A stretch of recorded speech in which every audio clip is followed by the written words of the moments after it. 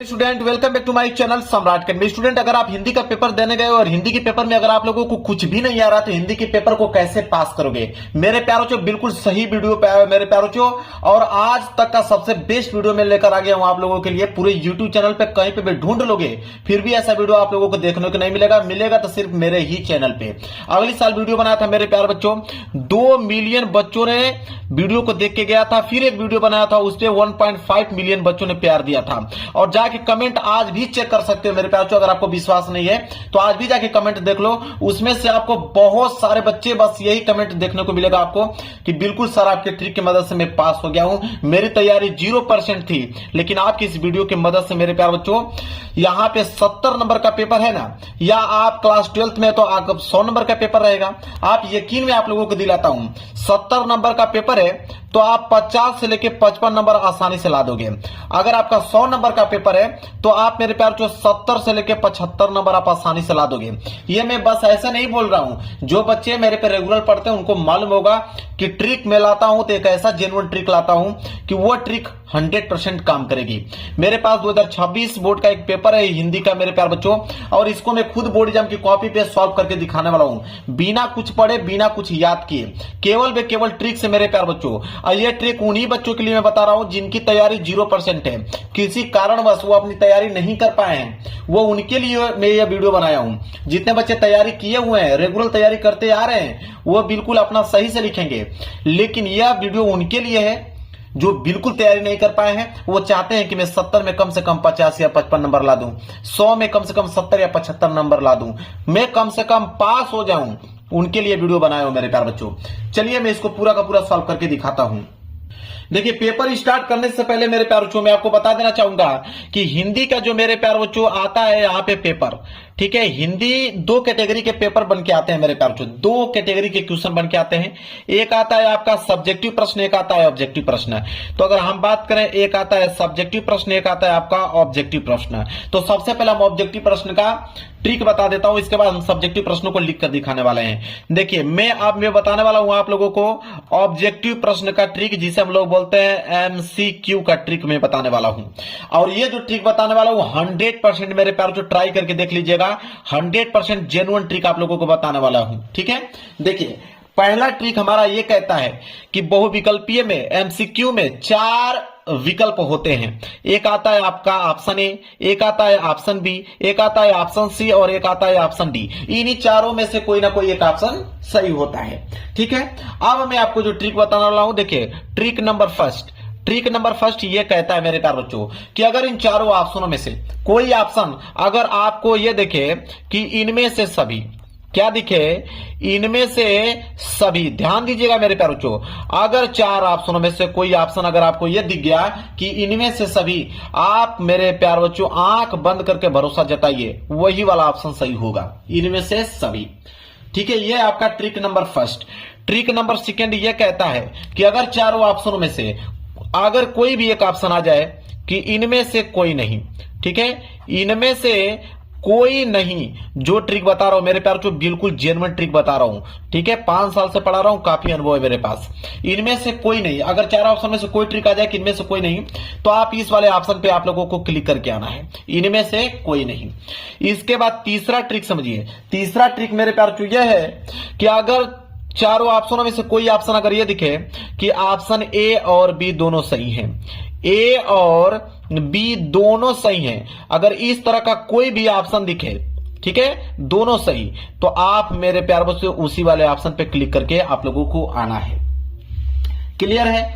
अब चौथा ट्रिक समझिए, चौथा ट्रिक यह है कि अगर चारों के चारों ऑप्शन अलग हों, ठीक है, अगर अलग टाइप के क्वेश्चन आए मेरे प्यार बच्चों, देखिए अगर अलग टाइप के अगर ऑप्शन आ जाए, चारों के चारों ऑप्शन अलग है, option A, option B, option C और ऑप्शन डी, ठीक है, इन तीनों में से कोई ना आए, ठीक है, चारों के चारों ऑप्शन अलग हो, तब क्या करोगे, आप वहां पे लगाओगे रामबाण, क्या लगाओगे मेरे प्यारो बच्चों, रामबाण ट्रिक लगाओगे, जो कि आपको मेरे प्यारो बच्चों 90% स्कोर करके देगा ऑब्जेक्टिव प्रश्न में। कौन सा है देखिए, या तो ऑप्शन ए पे क्लिक कीजिए या तो ऑप्शन सी पे क्लिक कीजिए। मेरे प्यारो बच्चों ऑप्शन ए और ऑप्शन सी, मेरे प्यारो बच्चों यकीन मानिए कि अगर आपके पेपर में 20 ऑब्जेक्टिव प्रश्न है तो आपको दावे के साथ कह सकता हूं, आप जाके चेक कर लेना, मैं पूरा का पूरा प्रीवियस पेपर ढूंढ के लेकर आया हूं इस ट्रिक को, कि 20 क्वेश्चन में से आपके 12 से लेकर 13 ऐसे प्रश्न होंगे जिनका ऑप्शन ए और ऑप्शन सी सही होगा। तो 12 से 13 नंबर प्रश्न आपके यहां से उठ जाएंगे मेरे प्यारे बच्चों। 20 बहुविकल्पीय में से 12 से 13 नंबर आसानी से आप ला पाओगे। यह है आपका ऑब्जेक्टिव प्रश्न का ट्रिक मेरे प्यारे बच्चों। यही ट्रिक की मदद से मेरे प्यारे बच्चों हर साल बच्चे पास होते हैं ऑब्जेक्टिव प्रश्न में। अब मैं आप लोगों को बताने वाला हूं सब्जेक्टिव प्रश्न। देखिए सब्जेक्टिव प्रश्न यहां से स्टार्ट है। सबसे पहले आएगा खंड ब, और खंड ब में वर्णनात्मक प्रश्न। कुछ भी याद करने के नहीं बोलूंगा, पूरा का पूरा पेपर सॉल्व करके अभी दिखाने वाला हूं आप लोगों के सामने। देखिए मेरे प्यारे बच्चों क्या काम करना है आप लोगों को, यहां पे आया है खंड ब वर्णनात्मक प्रश्न। तो इसको देखिए बोर्ड एग्जाम की कॉपी भी करोगे क्या, सबसे पहला मेन चीज है आपका हेडिंग। हेडिंग बिल्कुल सही होना चाहिए मेरे प्यारे बच्चों। जैसे खंड ब है तो आप यहां पे डालोगे खंड ब, ठीक है। खंड ब था तो आप डालोगे खंड ब, और यह बिल्कुल मेरे प्यारे बच्चों साफ सुथरा आप लोगों को लिखना है। देखिए नंबर कैसे आप लोगों को मिलेगा, एग्जामिनर को कुछ मालूम नहीं चल पाएगा मेरे प्यारे बच्चों, वो पूरा का पूरा आपको नंबर देता चला जाएगा। आपने खंड ब डाल दिया। इसके बाद वर्णनात्मक प्रश्न है तो एक लाइन का गैप छोड़कर आप यहां पे डालेंगे वर्णनात्मक प्रश्न, ठीक है। क्या डालेंगे, वर्णनात्मक प्रश्न मेरे प्यारे बच्चों यहां पे आप डालेंगे। ये आपकी हेडिंग होगी वर्णनात्मक प्रश्न, ठीक है। इसके बाद ब्रैकेट में इसको आप पैक कर दीजिए, और इसके बाद स्केल की सहायता से इसके नीचे आप कर दीजिए मेरे प्यारे बच्चों अंडरलाइनिंग। जो चीज मैं बता रहा हूं वही काम आप लोगों को करना है। देखिए खंड ब वर्णनात्मक प्रश्न, खंड ब वर्णनात्मक प्रश्न मैंने डाल दिया। अब यहां पे प्रश्न संख्या 21 कर रहे हो। देखिए ध्यान समझिए, प्रश्न संख्या 21 है, निम्नलिखित में से किसी एक गद्यांश पर आधारित सभी प्रश्नों को उत्तर दीजिए। अब देखिए गद्यांश का मैं ट्रिक बता रहा हूं कि किसी भी गद्यांश को आप कैसे सॉल्व करोगे। प्रश्न उत्तर संख्या 21 है तो आप यहां पे डालोगे कि प्रश्न उत्तर संख्या 21, प्रश्न उत्तर संख्या 21, ठीक है। प्रश्न उत्तर संख्या 21, ठीक है। ये हेडिंग हो गया। स्केल की सहायता से इसके नीचे मेरे प्यारे बच्चों आप कर दीजिएगा अंडरलाइनिंग, ठीक है। स्केल की सहायता से आपने अंडरलाइनिंग कर दिया। इसके बाद देखिए, अब देखिए 21 का क दिया है कि 21 का क करने वाले हो कि अथवा करके दिया है पीछे ख, दोनों में से कोई एक ही करना है, ठीक है। या तो क वाला कीजिए या तो ख वाला कीजिए। अगर मेरे प्यारे बच्चों अगर आप क करने वाले हो तो आपको लिखना पड़ेगा यहां पे कि आप क वाला करने वाले हो। तो 21 का क एक तो यहां पे लिख दीजिएगा कि प्रश्न उत्तर संख्या 21 का क आप कर रहे हो। इसके बाद यहां पे लिखिएगा मेरे प्यारे बच्चों संकेत। क्या लिखिएगा, संकेत लिखिएगा मेरे प्यारे बच्चों। देखिए आप यही ट्रिक इस्तेमाल कीजिए, पूरा का पूरा नंबर मिलेगा। संकेत क्या होता है उसको समझिए। संकेत का मतलब होता है कि शुरू की कुछ लाइन लिख लो, जैसे बहुत से लोग, बहुत से लोग, फिर डॉट डॉट करते जाओ, लास्ट की लाइन अच्छी बात नहीं, ठीक है। तो यहां पे लिखोगे बहुत से लोग, लिखोगे कि बहुत से लोग, इसके बाद आप डॉट डॉट करते जाओगे, अच्छी बात नहीं। क्या था, अच्छी बात नहीं, अच्छी बात नहीं। ये हो गया संकेत का काम कर रहा है। कुछ भी याद करने के लिए बोला वो नहीं, पूरा का पूरा पेपर से ही हम लोग लिख रहे हैं। अच्छी बात नहीं, ये संकेत हमने लिख दिया।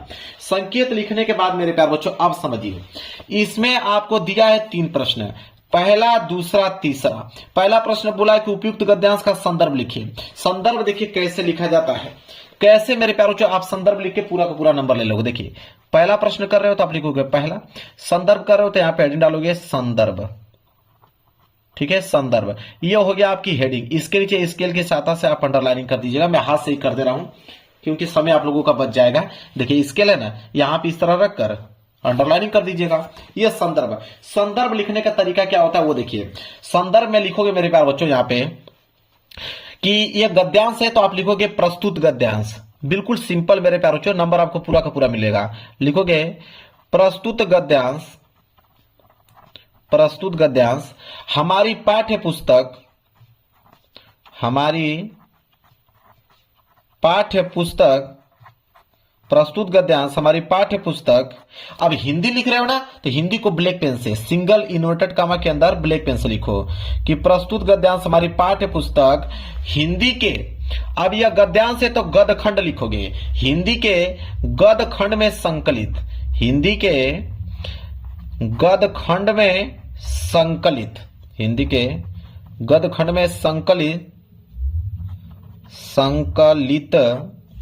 अब चैप्टर का नाम लिखना है, किस चैप्टर से लिया गया है। ठीक है, तो यह चैप्टर मेरे प्यारे बच्चों देखिए, अब यही दिमाग आपको लगाना है। अब आपको तो मालूम है ना कि किस चैप्टर से लिया गया है। ठीक है, तो जैसे मान लीजिए कि आप पढ़ते हो, बहुत से लोग ऐसे होते हैं जिनके बड़ी घड़ी भर के साथ से भी बुद्धि भ्रष्ट हो जाती है। अब मेरे प्यारे बच्चों जैसे मैंने इसको पढ़ा तो हमको तो मालूम चल गया कि यह तो मित्रता चैप्टर से लिया गया है। किस चैप्टर से लिया गया है? मित्रता चैप्टर से लिया गया है। अब आप कहोगे कि सर अगर हमको ना मालूम चले कि मित्रता चैप्टर से लिया गया तो हम क्या करें?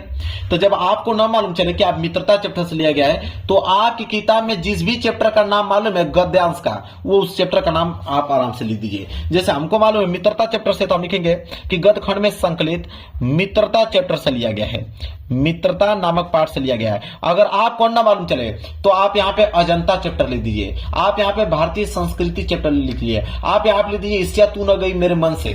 जो भी चैप्टर का नाम है आप आराम से लिख दीजिए। यही ट्रिक है मेरे प्यारे बच्चों। देखिए नंबर कैसे मिलता है।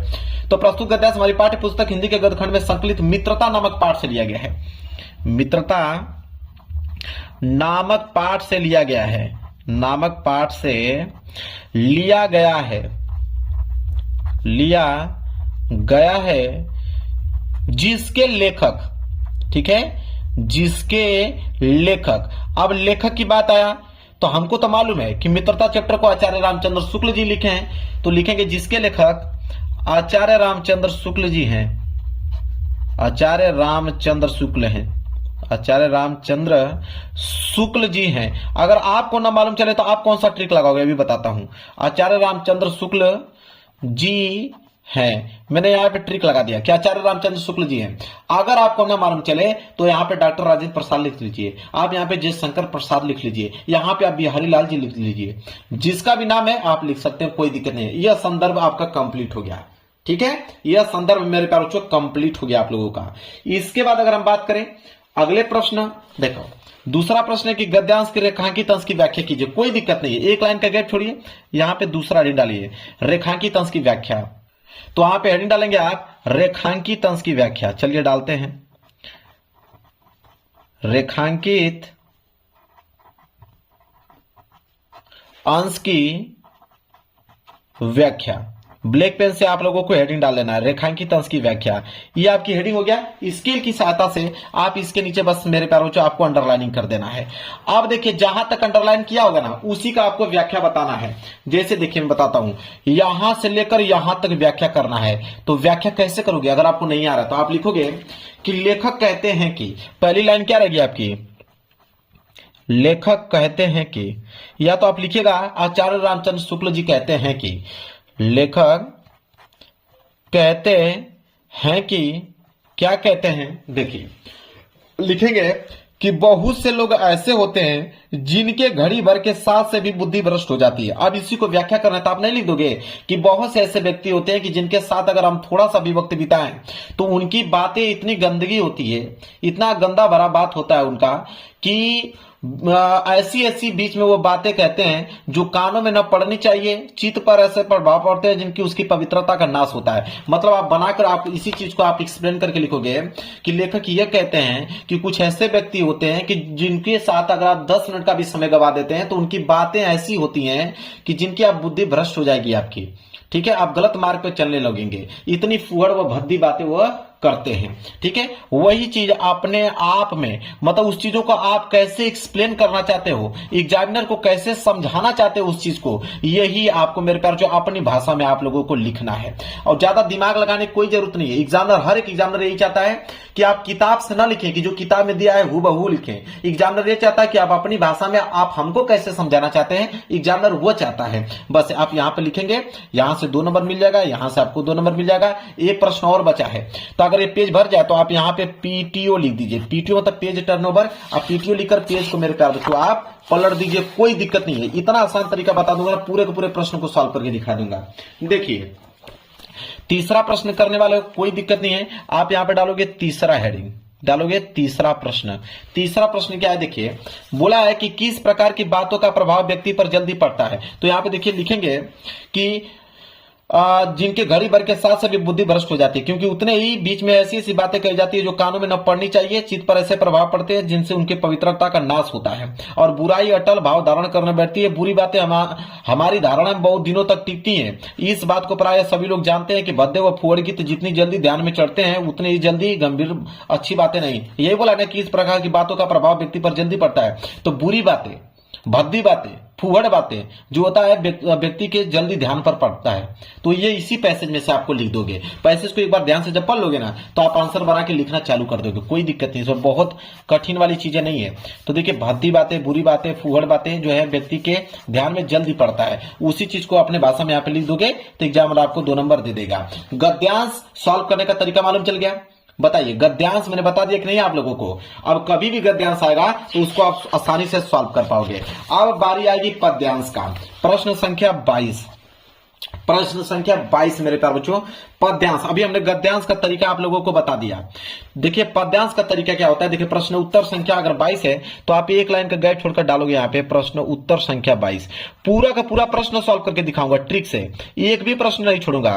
प्रश्न उत्तर संख्या 22 का यहाँ पे हम लोग करने वाले हैं क वाला। तो मान लीजिए क वाला करने हैं तो क वाला डालेंगे और स्केल की सहायता से इसके नीचे आप अंडरलाइनिंग कर दीजिएगा। मेरे पास समय नहीं है कि मैं करके दिखाऊं, आप लोग कर लीजिएगा। प्रश्न उत्तर संख्या 22 का क। इसके बाद आपने क्या बताया, संकेत लिखना बहुत ही ज्यादा कंपलसरी है, संकेत आपको लिखना ही है। ठीक है, संकेत कैसे लिखना मैंने आपको शुरू में ही बता दिया कि शुरू की कुछ लाइन डॉट डॉट करते जाओ, लास्ट की कुछ लाइन आपको लिख देना है। ठीक है, शुरू की कुछ लाइन डॉट डॉट करते जाना है, लास्ट की कुछ लाइन लिख देना है, ये संकेत का काम करेगा। अभी मैंने गद्यांश में बताया। अब यहाँ पे पद्यांश, इसमें भी बोला या तो क वाला करने वाले हो, क वाला नहीं आ रहा है तो अथवा करके दिया है ख वाला। ठीक है, दोनों में से कोई एक ही करना है। मैं क वाला करके आपको ट्रिक बता रहा हूं, आपका मन करे तो ख वाला में भी ये ट्रिक आप लगा सकते हो। क वाला है, 3 प्रश्न है, पहला, दूसरा, तीसरा। पहला कि उपयुक्त गद्यांश का संदर्भ लिखिए। अब मेरे प्यारे बच्चों देखिए, गद्यांश नहीं पद्यांश है, उपयुक्त पद्यांश का संदर्भ लिखिए। पहला वाला प्रश्न कर रहे हो तो पहला लिखोगे, यहां पे लिखोगे संदर्भ। देखिए संदर्भ दोनों में सेम होता है मेरे प्यारे बच्चों, वहां पे गद्यांश होता है, यहां पे पद्यांश। तो जो यहां पे गद्यांश लिखो यहां पे पद्यांश आपको लिखना पड़ेगा, मतलब सेम चीज वही लिखोगे कि प्रस्तुत पद्यांश। वहां पे गद्यांश हमने लिखा था ना, यहां पे पद्यांश लिखोगे कि प्रस्तुत पद्यांश हमारी पाठ्य पुस्तक, प्रस्तुत पद्यांश हमारी पाठ्य पुस्तक, प्रस्तुत पद्यांश हमारी पाठ्य पुस्तक हिंदी के। अब यहां पे लिखोगे, हिंदी को मैंने बताया आप लोगों को ब्लैक पेन से लिखना है मेरे प्यारों चो। हिंदी के, वहां पे गद खंड था ना, यहां पे पद खंड लिखेंगे।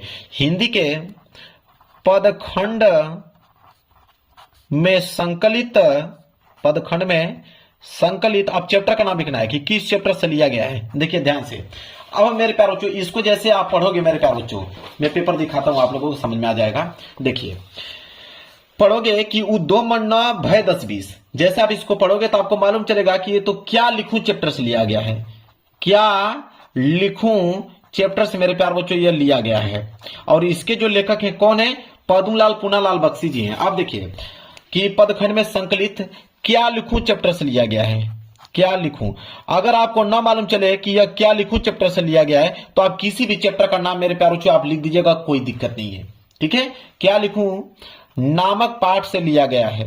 अगर आपको ना मालूम चले तो किसी भी चैप्टर का नाम लिख दीजिए, नामक पाठ से लिया गया है, नामक पाठ से लिया गया है जिसके रचयिता। देखिए पद्यांश के रचयिता होते हैं, गद्यांश के लेखक होते हैं।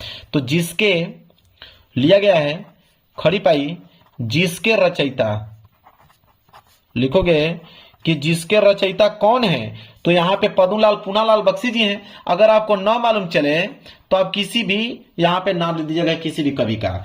तो पद्मलाल पूनालाल बख्शी जी हैं, ऐसे आपको लिख देना है। लो भाई, यहां पे संदर्भ आपका कंप्लीट हो गया। पद्यांश का संदर्भ ऐसे लिखा जाता है। इसके बाद इसके नीचे दूसरा प्रश्न है तो आप लिखोगे दूसरा प्रश्न पढ़ लेना। बोला है कि गोपियां उद्धव द्वारा बताए गए ब्रह्मा ईश्वर की आराधना में स्वयं को असमर्थ क्यों बताती हैं।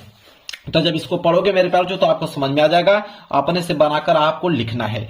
रेखांकित अंश की व्याख्या कीजिए कि तुम तो सखा श्याम सुंदर के सकल जोग के ईश, सुर हमारे नंदन बिनु और नहीं जगदीश। इसको मेरे प्यार जो अपने भाषा में आपको एक्सप्लेन करके कुछ ना कुछ जोड़कर उनके बारे में आपको बताना है। नंबर आपको 100% पूरे मिलेंगे, बस आप लिखिए तो सही, ठीक है। तो जब इसको दूसरे वाला आंसर को यहाँ पे कंप्लीट कर देंगे, पेज भर जाए कोई दिक्कत नहीं है। तीसरे वाले आंसर को यहाँ पे लिख दीजिएगा, नंबर मिल जाएगा। तो गद्यांश और पद्यांश दोनों का ट्रिक मैंने बता दिया कि नहीं?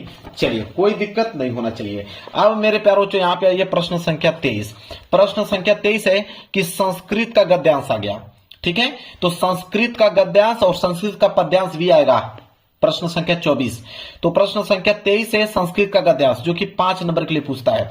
दो ही चीज इसमें कॉमन होता है मेरे प्यारों जो, ठीक है।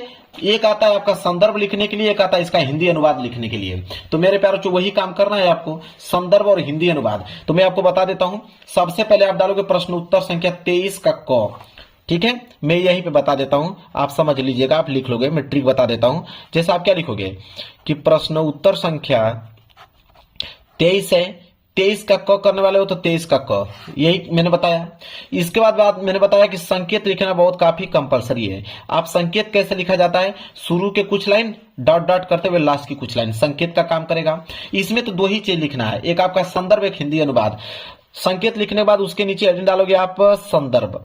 संदर्भ इसका बहुत आसान होता है मेरे प्यारों को, इसका संदर्भ बिल्कुल आसान होता है, ठीक है। इसका संदर्भ मेरे प्यारों को बिल्कुल आसान होता है। कैसे लिखना है मैं आपको बताता हूं, देखिए। चलिए मैं इस पे लिख के दिखा देता हूं।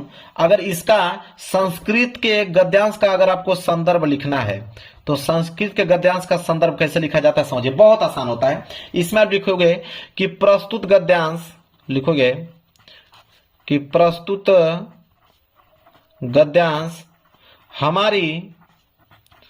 हमारी पाठ्य पुस्तक, बिल्कुल आसान होता है मेरे प्यारों, हमारी पाठ्य पुस्तक हिंदी के, अब हिंदी को मैंने बताया कि ब्लैक पेन से आपको लिखना है, बार बार नहीं बताऊंगा, हिंदी को ब्लैक पेन से लिखना है, ठीक है। तो प्रस्तुत गद्यांश हमारी पाठ्य पुस्तक हिंदी के अब संस्कृत खंड, क्योंकि यह संस्कृत खंड है तो लिखोगे संस्कृत खंड में संकलित, संस्कृत खंड में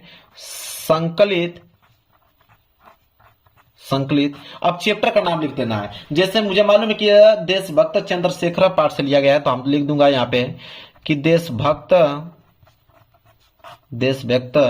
चंद्रशेखर नामक पाठ से लिया गया है, पाठ से लिया गया है। अगर आपको न मालूम चले तो आप किसी भी चैप्टर का नाम यहां पे लिख दीजिएगा। अब बहुत सारे बच्चों का कमेंट ये भी आएगा कि चलिए सर, अगर हमें चैप्टर का नाम ही नहीं मालूम होगा तब हम क्या लिखेंगे? तो जिन बच्चों को चैप्टर का नाम नहीं मालूम है ना, तो आप इसी में से लिख दीजिएगा कि यहां पे लिखिएगा कि कारागारा चैप्टर से लिया गया है, भारतम चैप्टर से लिया गया है, ठीक है, या अगाछती चैप्टर से लिया गया है, या वेस्टयंती चैप्टर से लिया गया है। यहां पे बोला भी है, देखिए चंद्रशेखर चैप्टर से लिया गया है, देखिए लिखा है ना, यदा चंद्रशेखर चैप्टर से लिया गया है। तो जिनको चैप्टर का नाम भी नहीं मालूम है तो वो यहां से इसी में से किसी न किसी चैप्टर का नाम बना लीजिएगा। और जिनको किसी न किसी चैप्टर का नाम मालूम है तो अपना चैप्टर का नाम लिख दीजिएगा। और जिनको सही मालूम है वो अपना बिल्कुल सही चैप्टर का नाम लिखेंगे, चंद्रशेखर, ठीक है। समझ में आ गया ना आप लोगों को? क्या ट्रिक चाहिए सब कुछ तो बता दे रहा हूं आप लोगों को, फेल नहीं होगी इस बात का दावा करता हूं। तो संस्कृत का गद्यांश मैंने बता दिया, तो संस्कृत का पद्यांश में भी सेम वही ट्रिक लगेगा। संस्कृत के पद्यांश में भी सेम टू सेम मैं आपको बताऊं कि सेम टू सेम वही ट्रिक मेरे प्यारों को लगने वाला है। बस जब इसका संदर्भ लिखोगे तो वहां पे गद्यांश था तो यहां पे पद्यांश कर देना कि प्रस्तुत पद्यांश, ऐसे लिखेगा। अगर इसका लिखना होगा तो आप कैसे लिखोगे कि प्रस्तुत पद्यांश हमारी पाठ्य पुस्तक हिंदी के संस्कृत खंड में संकलित, ठीक है। और मान लीजिए वीर वीरेन पूजते नामक पाठ से लिया गया है, या किसी भी भारतीय संस्कृति चैप्टर से लिया गया है, या वाराणसी चैप्टर से लिया गया है, समझ रहे हैं? किसी भी चैप्टर का नाम लिख दीजिएगा। तो आपको संस्कृत का पद्यांश में भी सेम टू सेम वही ट्रिक लगेगा जो संस्कृत के गद्यांश में भी मैंने बताया। बस यहाँ पे पद्यांश लिखना है, वहां पे गद्यांश लिखना है, क्लियर है। इसके बाद प्रश्न संख्या 25 कह रहा है कि खंड काव्य के आधार पर निम्नलिखित प्रश्न के उत्तर दीजिए। अब इसका ट्रिक मेरे प्यारों से जिला वाइज आता है। पहले बात तो आप पता कर लीजिए कि आपके जिले में कौन सा खंड काव्य पूछा जाता है। जो आपके जिला में खंड काव्य पूछा जाता है वही पेपर में करना होगा। दूसरा करोगे तो 1 नंबर भी नहीं मिलेगा, एग्जामिनर पूरा का पूरा नंबर काट लेगा। या तो इसी वीडियो के नीचे आप कमेंट कर देना, मैं बता दूंगा। अब आया जीवन परिचय। जीवन परिचय कैसे लिखे, बहुत पहाड़ होता है। बहुत सारे बच्चे कंफ्यूज होते हैं कि जीवन परिचय कैसे हम लिखें ताकि पूरा का पूरा नंबर मिल पाए। देखिए मेरे प्यार से जीवन परिचय का मैं कैसा ट्रिक आपको बता दूंगा कि एग्जामिनर पूरा का पूरा नंबर आपको देगा, 1 नंबर नहीं काट सकता है। देखिए सबसे पहले हम डालेंगे हेडिंग प्रश्न उत्तर संख्या 26 का क है। तो देखिए यहां पे हम डालेंगे सबसे पहले प्रश्न उत्तर संख्या 26 का क। देखिए जीवन परिचय लिखने का ट्रिक मैं बता देता हूं, पूरा का पूरा नंबर आपको मिल जाएगा। प्रश्न उत्तर संख्या 26 का क है तो आप लिखोगे 26 का क। इसके बाद स्केल की सहायता से इसके नीचे अंडरलाइनिंग कर दीजिएगा आप लोग। अब 26 के क में मान लीजिए जयशंकर प्रसाद का पहला वाला कर रहे हैं तो आप हेडिंग डालेंगे यहाँ पे कि जयशंकर प्रसाद। क्या डालेंगे, जयशंकर प्रसाद, यहाँ पे हेडिंग डालेंगे। इसके बाद देखिए आप यहाँ पे लिखिएगा संक्षिप्त परिचय। सबसे पहला जीवन परिचय लिखने से पहले आप लिखिए संक्षिप्त परिचय और इसी को देखकर एग्जामिनर पूरा नंबर देता है मेरे प्यारे बच्चों। संक्षिप्त परिचय अगर आपने सही लिखा है नंबर आपको पूरा का पूरा मिल जाएगा। संक्षिप्त परिचय में क्या होता है कि सबसे पहले नाम लिखा जाता है। नाम, तो नाम में आप लिख दोगे यहीं से कि जयशंकर प्रसाद।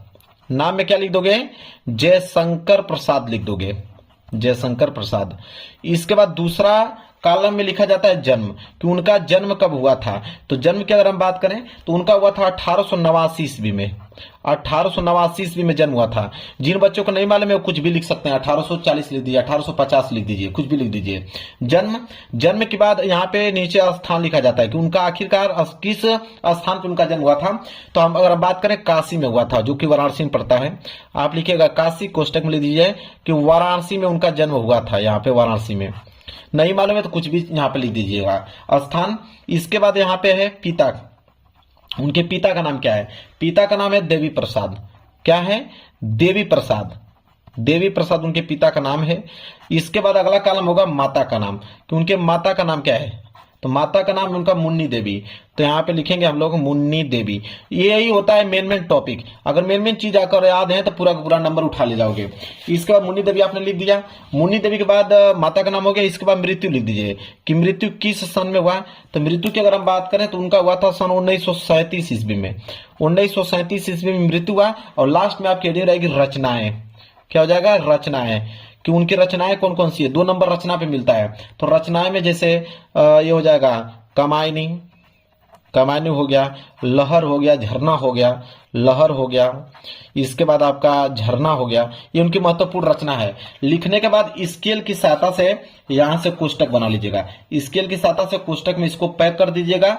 इसके बाद आप नीचे जीवन परिचय नहीं डालने के बाद लिखिएगा कि जयशंकर प्रसाद का जन्म सन 1889 ईस्वी में काशी में वाराणसी में हुआ था। उनके पिता का नाम देवी प्रसाद तथा माता का नाम मुन्नी देवी था। उन्होंने बचपन में ही कमजोर स्थिति के कारण वो पढ़ाई नहीं कर पाए। उन्होंने घर पे ही स्वाध्याय हिंदी, उर्दू, फारसी भाषाओं का अच्छा अध्ययन किया और उन्होंने साहित्य में भी बड़ा नाम कमाया। और उन्होंने काफी निबंध, साहित्य, ठीक है, आलोचक ऐसे कविताएं उन्होंने लिखा। और किसी रोग के कारण आप लिख सकते हो, जैसे मान लीजिए कि क्षय रोग के कारण इनका मृत्यु हुआ था, कि क्षय रोग के कारण इनकी मृत्यु हो गया। ठीक है, सन 1937 में। रचनाएं, लहर, झरना इत्यादि। समझ में आ गया।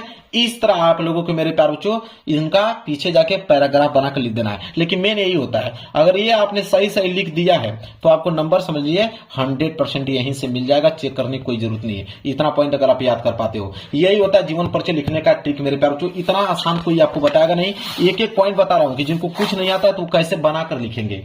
ठीक है, समझ में आ गया। चलिए अगले प्रश्न की तरफ बढ़ते हैं। अब अगला प्रश्न क्या है, देखिए जीवन परिचय मैंने उसी तरह कवि के जीवन परिचय में भी आपको ट्रिक लगाना है। अब आया मैंने 27। अब यहाँ पे लिखना है श्लोक। श्लोक लिखना है जो इस पेपर में ना आया हो। आप देखिए श्लोक का एक ऐसा ट्रिक बता दूंगा ना कि जो पूरे के पूरे यूट्यूब चैनल पे कोई नहीं बताया होगा।